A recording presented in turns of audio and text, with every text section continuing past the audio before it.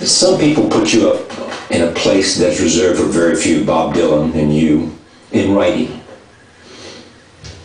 Well, you know, that's a great honor. Who else would you put up there?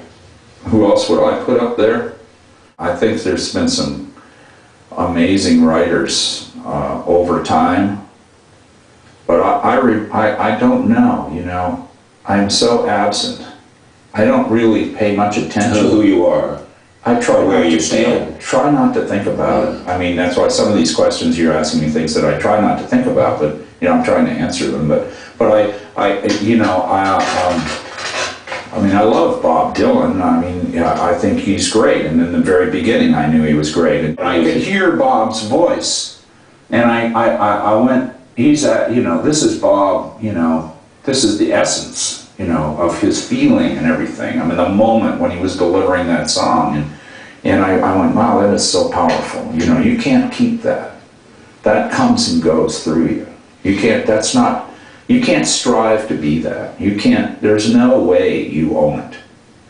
You don't own it. No, you don't. I've heard Bob say that he doesn't know who wrote that, doesn't know the guy who wrote those songs anymore. You know. Do you feel that way about songs you've written? Well, I understand what he was saying. I understand the feeling behind it. I look at it and I go, wow, you know, I must have been in a really different place doing that, but I was, and that was it, you know. And I wrote those words and I said that and I believed it. Live from Burbank with an exclusive interview with Neil Young. Sabila, what'd you find out? That's sweet.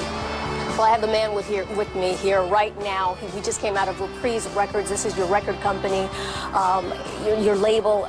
This music, right, is already causing a stir, actually. You've got one song that's called Let's Impeach the President. What is this song about? Well, it's a song that pretty well follows the title, just with a bunch of reasons. Are you concerned? It's a long song. Are you concerned that some might think that you're unpatriotic? Oh, no, I'm not concerned about that in the least. I feel like I'm exercising my right of free speech, which is what our boys are fighting for the Iraqi people to have. And I think if we take it away from the people here in the United States, that we're taking a step really in the wrong direction. What do you think about cynics who say that, okay, the climate has changed, there are not that many people that are pro-Bush anymore, or his popularity is not as strong? Perhaps you're using this as a way to sell more records. You know, I don't know about the selling more records. I don't know how many records it's going to sell. It's really not a concern of mine. I just want to communicate. That's why I've been making records for 40 years, and some of them sell a lot, some of them don't sell any. So this isn't about selling records. This is about exchanging ideas. It's about getting a message out. It's about empowering people by giving them a voice. I know not everyone believes what I say is what they think, but like I said before, you know, red and blue is not black and white. We're all together. It's a record about unification. Are you concerned, though, with any backlash that you might be... I'm not in the least bit concerned. I expect it. I respect other people's opinions. That's part of what makes the United States and Canada and all free countries great, is the fact that you can differ with your friend and you can still sit down at the same table and break bread with your friend.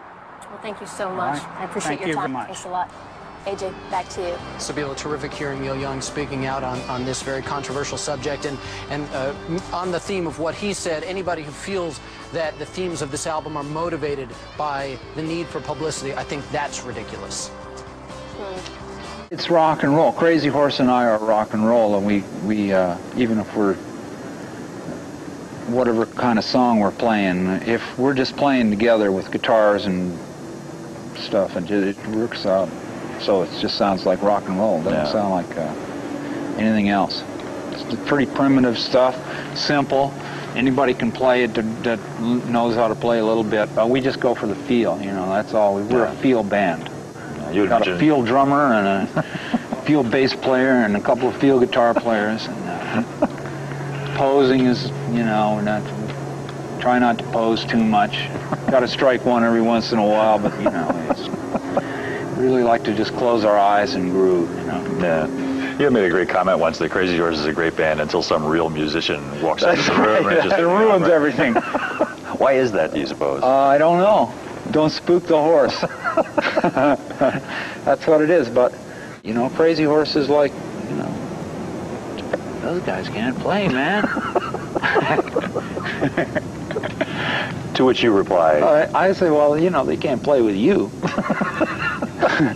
You know, but they, you know, when we play together, it's like, you know, it's us. It's like there's not a guitar solo, it's a band playing. Yeah. It's jamming. It's everything at once. It's not just a hero with support. It's not like that. I think you're sometimes maybe underestimated as a guitarist when you're really a great guitar player. Do you see yourself as a really great guitar player? Well, not really, but a maker of noise. And a melodic noise, too, yes, sometimes. But a group cannot you know, if you're learning how to play, you can play what I play. Yeah. You know, but if you're, you know, I mean, it doesn't take very long to learn how to play the notes that I play. I don't play very fast. Even my fastest playing is slow compared to some of these guys like Steve Vai. you know what I mean?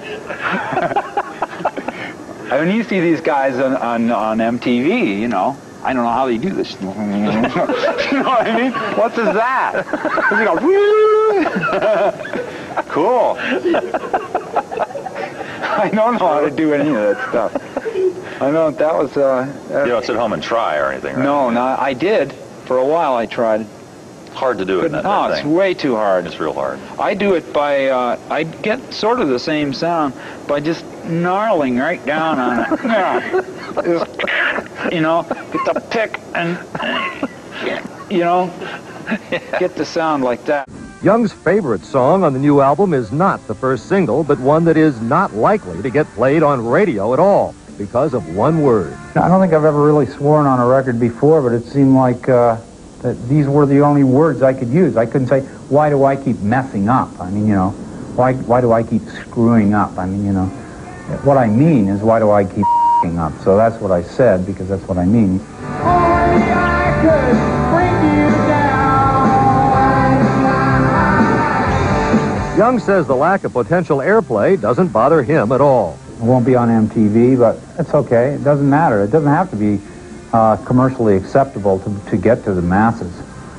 As a matter of fact, the masses are more interested in a great degree the things that aren't commercially acceptable and whitewashed to fit into a certain mold. I think the purest essence of my music, though, is the stuff that I do with Crazy Horse, and that's why I keep coming back to it. But it's like it has more depth because I go away. Young says he and the band will go on the road again, adding that they may call it the Smell the Horse Tour. Dan Blackburn, CNN, Los Angeles. In talking about Tonight's the Night, I wonder if, looking back on that period, do you think the whole drug thing in the 60s was a mistake, and the sort of zealotry about, you know, it's good to, you know, take... No, I don't think it was a mistake at all. I think it was part of the deal. Yeah. It was part of our deal. That's what we were dealt.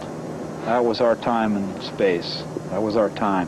And we experimented with drugs because, you know, it was, I don't know why, it just was happening. Everybody was doing it. We experimented. I never took acid myself.